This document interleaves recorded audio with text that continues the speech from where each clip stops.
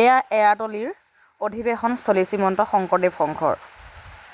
চাওঁ আহক ইয়াৰ এক সামগ্ৰিক পৰিৱেশ।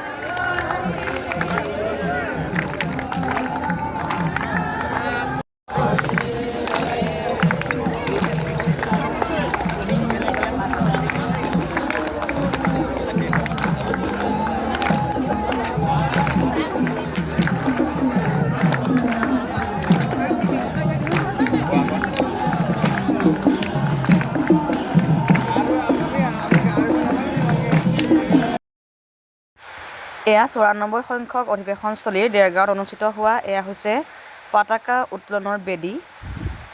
এই পতাকা উত্তোলনৰ বেদী ইমান সুন্দৰকৈ সজাইছে। আচলতে এই বাঁহ নৰা এইবিলাক যিখিনি আমাৰ স্থানীয় অসমীয়া সমাজত সাধাৰণতে পোৱা যিখিনি বস্তু, সেই বস্তুখিনি বাঁহ বেতে এইখিনি বস্তুৱে কেৱল সজাবলৈ এটা ৰূপ দিবলৈ চেষ্টা কৰিছে। ইমান সুন্দৰকৈ কৰিছে, কৈ ভাষাৰে মানে শেষ কৰিব নোৱাৰে। আৰু মানুহ অগণন ভক্তৰ ইয়াত আচলতে ভিৰ হোৱা দেখা গৈছে। এয়া বিভিন্ন ঠাইৰ পৰা মানুহ আহি ইয়াত শিবিৰ পাতি আছেহি। আচলতে শদিয়াৰ পৰা ধুবুৰীলৈকে ইয়াত প্ৰত্যেকটো শিবিৰ যোৰহাটকে আদি কৰি যোৰহাটত যিহেতু হৈছে প্ৰত্যেকখন জিলাৰ শিবিৰ ইয়াত আছেহি, শিবিৰৰ মানুহ ইয়াত আছেহি। আৰু এয়া অধিৱেশনস্থলীলৈ মানুহৰ সমাগম ঘটিছে। আচলতে শৈলধৰ ৰাজখোৱাৰ ভাষাৰেই সেয়া দেখিছেনে, খাবলৈ মানুহে লাইন পাতিছে, কিমান দীঘলীয়া লাইন। আৰু এয়া এটা লাইনতে প্ৰায় 10,000 মানুহ একেলগে খোৱাৰ ব্যৱস্থাও তেখেতসকলে কৰিছে। ইমান দীঘলীয়া লাইন দেখিছেনে এয়া খাবৰ কাৰণে। আমি ভাবিছিলোঁ, দুদিন গ'লোঁ মই ভাত সাজ খাম বুলি। প্ৰত্যেকে কৈছে ইমান ধুনীয়া ভাত সাজ খাবলৈ, কিন্তু এদিনো এইটো লাইনত গৈ ভাত সাজ খাবগৈ নোৱাৰিলোঁ। সেইটো লোভটো কিন্তু থাকি গ'ল। আকৌ পাছৰ অধিৱেশনলৈ অপেক্ষা কৰিম। আৰু যিসকলে অধিৱেশনলৈ আহিব নোৱাৰিলে তেওঁলোকক মই মোৰ এই চেনেলৰ যোগেদি মই অলপমান ইয়াৰ পৰিৱেশ দেখুৱাবলৈ চেষ্টা কৰিলোঁ। এইটো শিবিৰৰ ভিতৰৰ অংশ। আচলতে ভিতৰৰ অংশ দেখুৱাবলৈ বিচৰা নাছিলোঁ, যদিও অকণমানকৈ দেখাইছোঁ। আৰু এইখিনি ইমান ধুনীয়াকৈ কৰিছে, তাৰ যিখিনি ৰূপ দিছে আচলতে। এয়া চাওক কিমান ধুনীয়া পৰিৱেশ। এয়া গুৰু দুজনাৰ প্ৰতিমূৰ্তি। এয়া মানুহে ইয়াত ফটো লৈছেহি। ইমানেই সুন্দৰ পৰিৱেশ এটা, দেখুৱাই শেষ কৰিব নোৱাৰে। আচলতে কেমেৰাত আবদ্ধ কৰিলে শেষেই নহয়, এদিনত শেষেই নহয়। দুদিন ভালকৈ চায়ো শেষ কৰিব নোৱাৰিলোঁ সম্পূৰ্ণকৈ। এইবিলাকত মানুহবিলাক আছেহি ইয়াত আহি পেলাই। এয়া দেখিছেনে কিমান সুন্দৰকৈ পৰিৱেশ। এয়া বাঁহৰ গেট, ইমান ধুনীয়াকৈ বনাইছে বাঁহৰ গেট। এয়া প্ৰতিনিধি শিবিৰ, এইখিনি প্ৰতিনিধি শিবিৰ। এখন শৰাই, বাঁহৰ শৰাই। আৰু ইয়াতে চাবলৈ মানুহবিলাকে ভিৰ কৰিছে চাবলৈ। বহাৰ পো, আচলতে শংকৰদেৱে মাধৱদেৱক বহাৰ পো বুলি কৈছিলে। এই বহাৰ পো যিটো ইয়াৰ কিমান ধুনীয়াকৈ পেণ্ডেলটো আচলতে দিছে। আৰু সেই যে দেখিছে দূৰত ৰঙা সেইকেইখন আটাইকেইখন হৈছে শংকৰদেৱে ৰচনা কৰা নাট কেইখন। আৰু সেয়া আমাৰ গুৰুজনাৰ প্ৰতিচ্ছবি তাত অংকিত কৰি খোদিত কৰি থৈছে। আৰু এয়া গুৰুজনাৰ ছবি।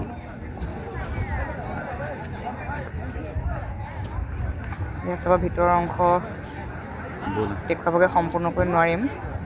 এয়া সেৱা বাহিনীৰ শিবিৰ। এই শিবিৰটোৰ নাম বহাৰ পো। আৰু এই যে নাটক কেইখন আছে ইয়াতে, শংকৰদেৱৰ গোটেইখন নাটক আছে ইয়াতে। এয়া ভোজন বেহাৰ, ভূমি লেটোৱা, পিম্পৰা গুচোৱা, পাৰিজাত হৰণ, অৰ্জুন ভঞ্জনী, গোটেই আটাইকেইখন ইয়াতে আছে। প্ৰত্যেকেইখন নাট আছে দেখিছেনে। লাষ্টত শেষত গৈ পেলাই নামঘৰ ভাগিকৈ আমাৰ গুৰু আসন যি প্ৰতিষ্ঠা কৰিছিলে তেখেতে, এয়া গুৰু আসনৰো অলপ ছবি দিয়া আছে। আৰু ইফালে আপোনাৰ নামঘৰৰ ছবি দিয়া আছে। ইয়াৰে এই গোটেইকেইখন নাটেই আচলতে উল্লেখযোগ্য নাটক। তাৰে এখনৰ কথা মই অকণমান ক'বলৈ প্ৰয়াস কৰিম, যিহেতু সেইখন হৈছে আপোনাৰ অৰ্জুন ভঞ্জন। নলগ্ৰীপ আৰু মণিগ্ৰীপ দুজন শাপগ্ৰস্ত হৈ পেলাই দুজোপা অৰ্জুন গছ হৈ আছিলে, আৰু সেই অৰ্জুন গছ দুজোপা কৃষ্ণই উৰালত যেতিয়া বান্ধিছিলে যশোদাই, কৃষ্ণ গৈ সেই অৰ্জুন গছ দুজোপাত লাগি ধৰি উৰালটো লাগি ধৰি গছ দুজোপা উভালি পৰিলে, আৰু সেয়ে হৈছে অৰ্জুন ভঞ্জন। আচলতে অৰ্জুন মানে অৰ্জুন গছ, ভঞ্জন মানে উভালি পৰা। এয়া হৈছে বজাৰৰ এটা দৃশ্য। তাত আচলতে যোৰহাটৰ নিচিনা 10খন চক বজাৰৰ সদৃশ এখন বজাৰ। তাত 4দিনীয়া কাৰ্যসূচীত এই বজাৰকেইখন, তাতে বিপণীসমূহ আহি পেলাই মানুহখিনি তাত দিলে। আৰু এইটো মূল গৃহটো, এয়া মিটিং য'ত সভাগৃহ, ইয়াত মানুহখিনি আচলতে ৰাতিপুৱা সময়তে গৈছিলোঁ, পিছত ঘূৰিবৰ কাৰণে।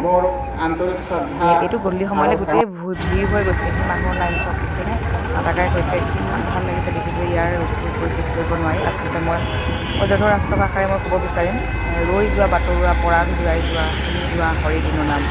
এয়া চৌপাশে তাল খোল মৃদংগৰ মহাৰোল, ঠায়ে ঠায়ে হৰি সংকীৰ্তন, সুখী দুখী পাপী তাপী সকলোৱে আহা কাষ চাপি। এয়া হৈছে মানৱৰ মহামিলন, আৰু এয়া মানৱৰ মহামিলন ৰম্য ভূমিলৈ পৰিণত হৈছে এৰাতলী পথাৰ। কেওফালে কেৱল গুৰুজনাই সৃষ্টি কৰা তেখেতৰ গীত মাতসমূহ। এয়া শেষত মই মুখেৰে একো মতা নাই, যিহেতু মই ইয়াত গছজোপা অকণমান দি দিছোঁ। আৰু মানুহৰ কোলাহল আচলতে হৰিনামৰ ধ্বনি যিখিনি আহিছে, তাত ক'লে নুশুনিব, সেইকাৰণে মোৰ পুখুৰীত আহিছে। এয়া বহুত এয়া দাদা লগৰ এটা ভাইটি গৈছিলে, কিন্তু ভাইটিটো এতিয়াও সোনকালে গ'ল, ধৰিব নোৱাৰিলোঁ। এই চবৰে মূৰৰ পৰা পিন্ধি আনিছে। মূৰৰ পৰা থাকিলে মানুহৰ ওপৰত থাকিব লাগে, কিন্তু মই কাৰণটো নাজানো কিয় থাকিব লাগে। যদি জানে আপোনালোকে জনাবচোন ফোন কৰি। এয়া মানুহ আহিছে, মানুহ গৈছে, সেয়া মানুহ আহিছে গৈছে। কেৱল 4 দিন 4 ৰাতি। ইমানেই এটা ধুনীয়া পৰিৱেশ। দ্বিতীয়বাৰ চাগে এনেকুৱা এটা পৰিৱেশ চাবলৈ পাৰিম নে নোৱাৰিম নাজানো। ভগৱানে এখন বৰ ধুনীয়া সুবিধা কৰি দিলে, যিহেতু ওচৰতে হ'ল কাৰণে আমাৰ যোৰহাটৰ মূৰবন্ধা এৰাতলী পথাৰৰ মাজেদি ব্লক লগাই পেলাই ৰাস্তা বনাই দিছে, যাতে এম্বুলেঞ্চৰ দৰে অহা যোৱা কৰিব পাৰে মানুহৰ সুবিধাৰ্থে। এইখিনি গাড়ী গোটেই পাৰ্কিং কিমান দিছিলে। আমি ওলাই আহিলোঁ, আৰু এয়া আমি ঘৰলৈ বুলি উভতনি যাত্ৰা। ভাল পালে লাইক কমেণ্ট শ্বেয়াৰ কৰিব, ধন্যবাদ।